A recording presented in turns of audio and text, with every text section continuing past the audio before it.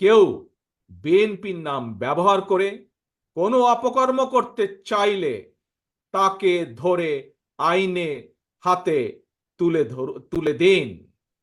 একটি সভ্য এবং গণতান্ত্রিক রাষ্ট্রে পুলিশ অপরিহার্য।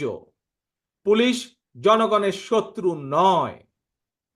গণহত্যাকারী হাসিনা বিনা ভোটে ক্ষমতায় থাকার জন্য আইন শৃঙ্খলা বাহিনীকে জনগণের শত্রু হিসাবে দাঁড় করিয়েছে।